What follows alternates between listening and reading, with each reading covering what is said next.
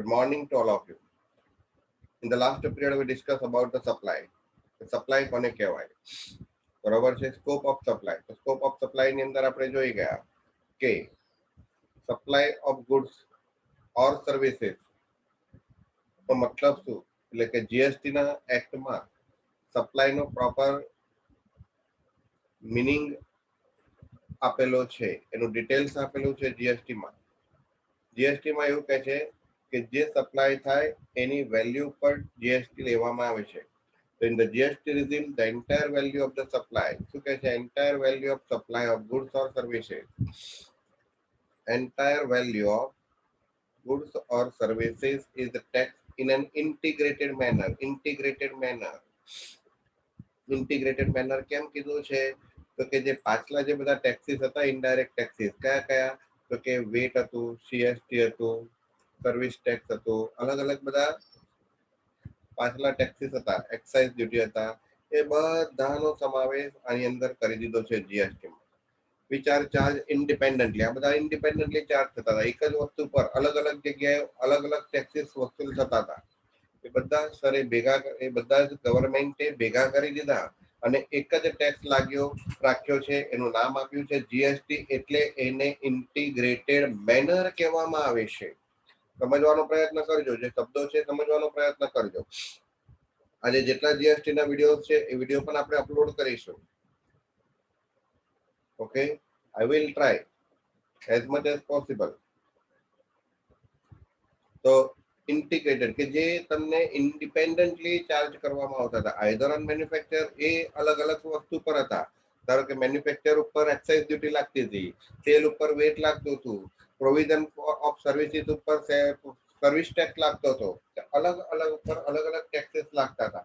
એ બધા જ સરકારે શું કર્યા? ભેગા કર્યા અને એક નવો જીએસટી એક્ટ બનાવ્યો. જીએસટી એટલે શું? તો કે એની અંદર સપ્લાય નો મીનિંગ આપેલો છે. સપ્લાય એટલે શું? તો કે supply means cell, transfer, barter, exchange, licence, rental, lease, disposal, બધું જ આવશે. મેડ ફોર કન્સિડરેશન, જે પૈસા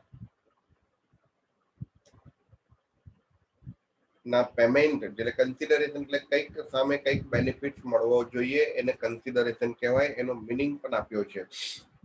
સપ્લાયમાં બધું જ આવે ઇન શોર્ટ, પરંતુ એ બધું શેના માટે થયેલું હોવું જોઈએ? મેડ ફોર કન્સિડરેશન, કંઈક સામે બેનિફિટ મેળવવાનો. ગીવ એન્ડ ટેક, શું શબ્દ વાપરાય આપણે છે? ગીવ એન્ડ ટેક, એ શબ્દ વાપરીએ છીએ. બાય અ પર્સન, અને એ પણ in the course or furtherance of, in the course of business અથવા તો ફર્ધરન્સ ઓફ બિઝનેસ. એટલે કે આ તમે જે કંઈ પણ સેલ કરો છો, જે કંઈ પણ બાર્ટર કરો છો, જે કંઈ પણ એક્સચેન્જ કરો છો, એ કાં તો બિઝનેસ માટે કરો છો, કાં તો ફર્ધરન્સ ઓફ ધ બિઝનેસ માટે કરો. હવે આ બંનેમાં મતલબ શું? જેટલું તમે ડિટેલ સમજશો એટલું મજા આવશે.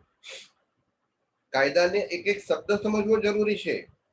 In the course of business or in the furtherance of the business, દરેકનો મિનિંગ આપ્યો છે. તો પહેલા આપણે સેલ શું છે, ટ્રાન્સફર શું છે, બાર્ટર શું છે, આ વન બાય વન જોઈ લઈએ છે. તો જો સેલ કોને કહેવાય, બાર્ટર કોને કહેવાય, એક્સચેન્જ કોને કહેવાય, તો અહીંયા આપ્યો છે. જો સેલ એન્ડ ટ્રાન્સફર. તો presently VAT is levied by state of on the sale of goods which has been defined under the most state weight law. VAT શેના પર લેવામાં આવતું હતું? સેલ ઓફ ગુડ્સ ઉપર. એટલે કે સેલ કોને કહેવાય? એ વેટ લો માં દર્શાવેલું હતું. As transfer of property for consideration. Sale એટલે શું? Transfer of property for consideration. Sale ને શું કહેવાશે? Transfer of property for consideration. આ રીતના લખજો. This is the sale. That under CGST Act, although sale has been created as a form of supply liable. શું શબ્દ વપરાશે? લાયેબલ. વી કેન્સલ કરજો. લાયેબલ ટુ જીએસટી. ધ ડેફિનેશન, આ રીતના અમુક શબ્દો ભેગા થઈ ગયા છે તો વચ્ચે આ રીતના લાઈન કરજો એટલે ખબર. The definition of sale has not been provided. તો અંડર સીજીએસટી ની અંદર તમને એવું કહેવામાં આવે છે કે જીએસટી એ સપ્લાય ઉપર લાયેબલ છે, પરંતુ સેલ કોને કહેવાય એ ડેફિનેશનમાં આપ્યું નથી. એવું કીધું છે સીજીએસટી માં કે GST also liable on supply of goods, પણ સપ્લાય ઓફ ગુડ્સ, પણ સેલ કોને કહેવાય નથી આપ્યું. Further the term transfer has been included as a form of supply also not defined. CGST ની અંદર સમજો, સીજીએસટી ની અંદર સેલ કોને કહેવાય, ટ્રાન્સફર કોને કહેવાય એ દર્શાવ્યું નથી, પણ વેટ ની અંદર એ મિનિંગ દર્શાવ્યો છે, એટલે એ જ મિનિંગ આપણે અહીંયા આગળ એપ્લાય કરવાનો રહેશે. બાર્ટર, અહીંયા બેટર લખ્યું છે, એના બદલે કરેક્શન કરી લેજો, બાર્ટર. while, અહીંયા પણ barter. while barter may be deal with transactions.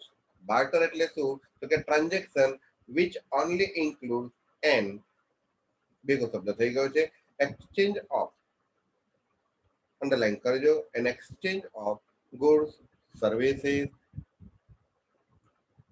Exchange may cover a situation, exchange of goods, services.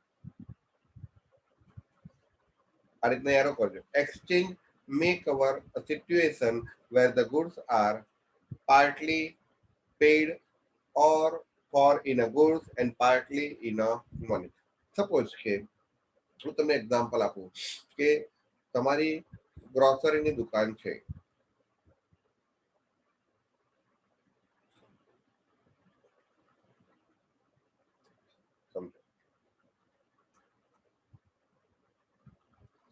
ગ્રોસરીની દુકાન છે તમારી, તો મારી સપોઝ કે સે ફોર ધ એક્ઝામ્પલ 8,000 રૂપિયા ફીસ છે, તો મેં તમને બનાવ્યા એટલે મારે તમારી પાસે 8,000 રૂપિયા લેવાના. એની સામે મેં 4,000 રૂપિયાના તમારી પાસેથી વીટ લીધા, ઘઉં લીધા. તમારી ગ્રોસરીની દુકાન હતી, મારે ઘઉં લેવાના હતા, તો 4,000 રૂપિયાના વીટ લીધા અને 4,000 રૂપિયા તમે મને કેશમાં આપી. એટલે શું થયું કે મારા 8,000 રૂપિયાની સામે 4,000 રૂપિયા મેં ઘઉં લીધા, એટલે મેં તમને સર્વિસ આપી, તમે મને વીટ આપ્યા, એટલે આ શું થયું, બાર્ટર. એટલે partly amount recovered through barter system and partly amount recovered through cash system. તો પાર્ટલી હોય તો શું કહે છે, એક્સચેન્જ મે કવર, પાર્ટલી હોય તો પણ ચાલે. By making a specific inclusion in the definition of supply, all the barter and exchange would be liable to GST. લાયેબલ આવશે, લાવેબલ નહીં આવે, લાયેબલ આવશે. લાયેબલ એટલે કે જીએસટી ચાર્જ કરવા માટે કરારબદ્ધ છે. સપોઝ અહીંયા ઉદાહરણ આપ્યું છે, buying new refrigerator in exchange of old refrigerator, એને પણ બાર્ટર કહેવાય. Chartered accountant supply accounting and auditing services in a consideration of dry clean. પહેલું ઉદાહરણ શું આપ્યું છે, તમે ન્યૂ રેફ્રિજરેટર લાવો જૂના રેફ્રિજરેટરના બદલામાં, એવું અહીંયા લખેલું છે, તમે જુઓ, તો એને બાર્ટર કહેવાય. અથવા તો ચાર્ટર્ડ એકાઉન્ટન્ટ પોતે અકાઉન્ટિંગ ઓડિટિંગની સર્વિસીસ આપે in consideration of dry cleaner services, એટલે કે ડ્રાય ક્લીનર દ્વારા પાસે કપડા ધોવડાવે છે, એના બદલામાં એનું એ ચાર્ટર્ડ એકાઉન્ટન્ટનું વર્ક કરી આપે છે, તો એને પણ શું કહેવાય, ડ્રાય ક્લીનર. અહીંયા ભેગો શબ્દ થઈ ગયો છે નીચે, તો એને પણ આપણે છૂટો કહીશું. ત્યારબાદ આપણે આગળ ડેફિનેશનમાં જોઈ ગયા કે supply includes licence, lease, rental etcetera. તો like lease, rental, lease and rental of the goods shall presently created as a services. અત્યારે એને શું કહીશું આપણે, created as a services, where the goods are transfer without effective possession and control. કે જ્યાં goods transfer કરવામાં આવે છે without effective possession and control, એટલે કે હું તમને મારી પ્રોપર્ટી આપું છું પણ વાપરવા માટે આપું છું, પોઝેશન આપું છું, કંટ્રોલ આપું છું, પણ અફેક્ટિવ નહીં. અફેક્ટિવ એટલે કે તમે એને વેચી ના શકો, જસ્ટ તમે યુઝ કરી શકો.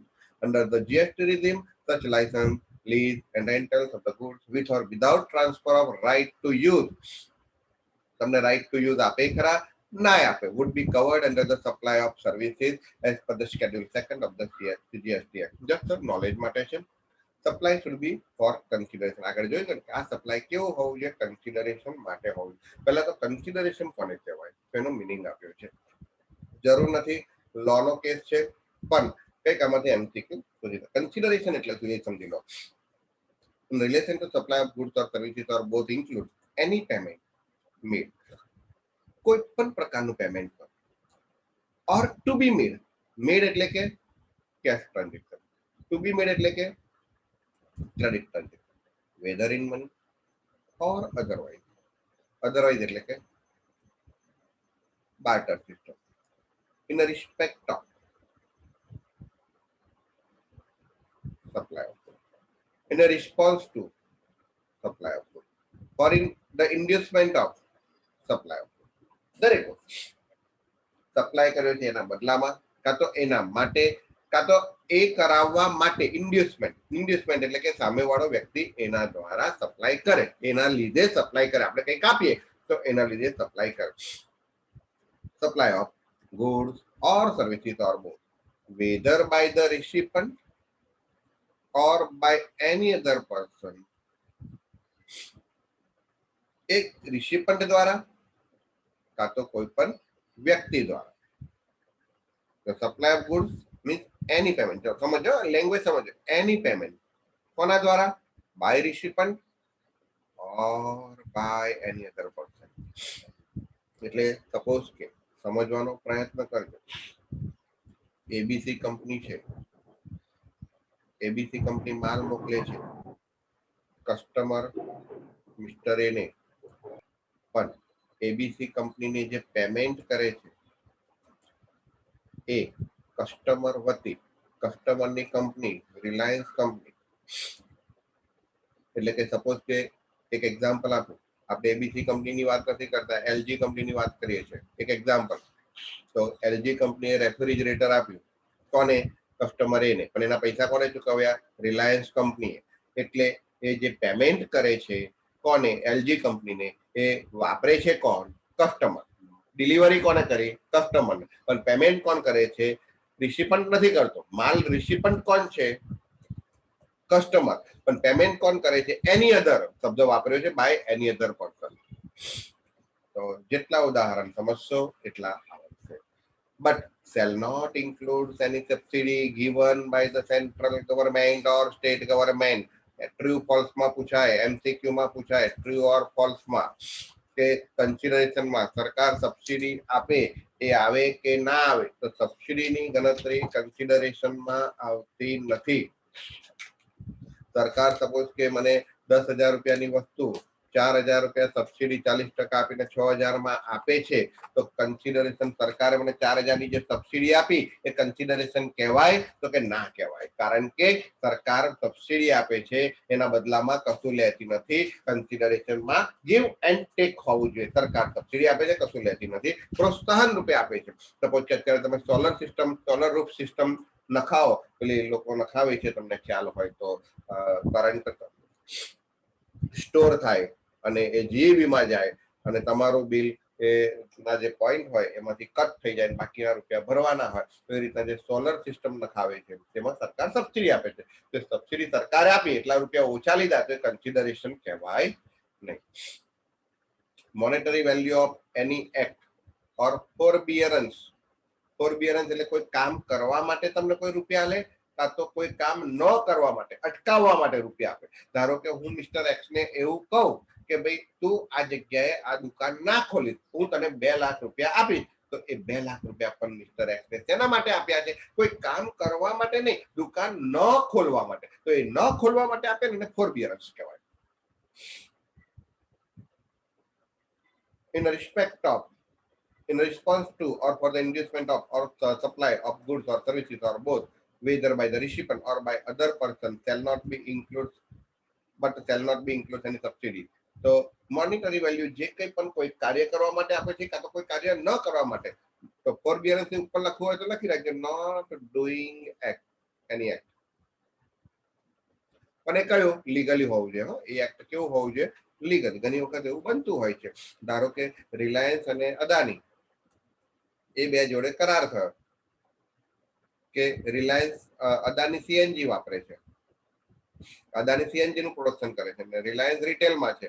તો પહેલા અદાની રિટેલમાં પણ હતો, પણ એ બે વચ્ચે ગુજરાતમાં કરાર થયો છે કે અદાની રિટેલિંગ નું કામ ગુજરાતમાં નહીં કરે અને રિલાયન્સ સીએનજી નું કામ નહીં કરે. આ રીતના કામ ન કરવા માટેનો કરાર હોય તો એ કન્સિડરેશન કહેવાય. તો અહીંયા લખ્યું છે કે supply should be for consideration. So supply of goods or services for consideration is always taxable consideration. Always taxable. That's the full point. અહીંયા first dash, second dash. Consideration means everything received or receivable, and return for supply of goods or services or both. It should involve quid pro quo. આ લોની language છે. That is, there should be something in return. આ MCQ માં પૂછાય કે quid pro quo નો meaning શું? તો કે something in written. ક્વિડ pro ક્યો દરેક જણ સમજો એનો મતલબ શું? Something in written. આ રીતના એરો કરી રાખજો.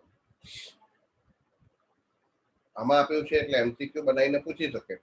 ક્વિડ પ્રો ક્યો મીન પછી 3-4 પોઈન્ટ આપે તમને, એમાંથી તમારે શોધવાનું કે ક્વિડ પ્રો ક્યો નો મીનિંગ શું? તો કે something in written. Okay. which the person supplying will obtain from the recipient કે જે સપ્લાઈંગ કરવાથી રિસિપન્ટ ને મળે છે. obtain from the recipient, જે વ્યક્તિ સપ્લાય કરે છે એને રિસિપન્ટ પાસેથી something in written. Something in written એટલે કઈ પણ વસ્તુ મળશે. પણ શબ્દ શું લખ્યો છે? except in the case of activities, અહીંયા ભેગો શબ્દ થઈ ગયો છે, specified in schedule first where it is deemed to be supplied even if it is made without consideration. Exceptional cases છે કે અમુક કેસમાં તમે કન્સિડરેશન નથી આપતા તે છતાં એને સપ્લાય ગણવામાં આવે છે, પણ એ બધું ડિટેલ્સમાં આપણા સિલેબસમાં નથી.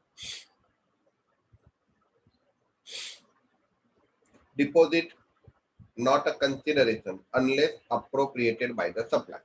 સપોઝ કે તમે કોઈ વસ્તુ લેવા માટે ડિપોઝિટ કરાય સપ્લાયરને.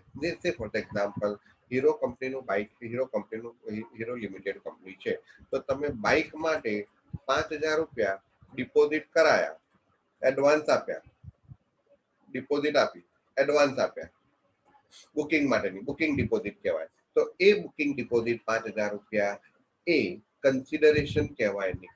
હા, કન્સિડરેશન ક્યારે કહેવાય? જ્યારે તમે એ લોકોને એવું કહી દો કે હવે આ પેમેન્ટનો એક ભાગ છે એવું કહી દો તો. અધરવાઇઝ તમે ડિપોઝિટ તરીકે આપ્યા છે તો એ કન્સિડરેશન કહેવાશે નહીં.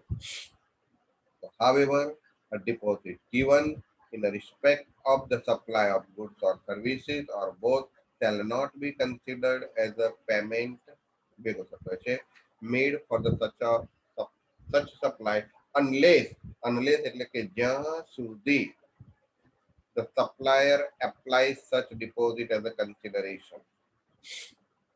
હવે આ જે ઉદાહરણ છે ને એ કન્સિડરેશન નું છે, બરાબર છે. આનું giving away essential commodity by a charitable institution, તમે એસેન્શિયલ કોમોડિટી ચેરિટેબલ ઇન્સ્ટિટ્યુશન દ્વારા આપવામાં આવે would not be treated as a supply under the GST as there is no quid pro quo. Quid pro quo એટલે something in written નથી, તમને આપે છે બદલામાં કશું લેતા નથી, એટલે આને તમે સપ્લાય કહી શકશો. બાકી નેક્સ્ટ પીરિયડમાં શરૂ કરીએ છીએ. Just weight.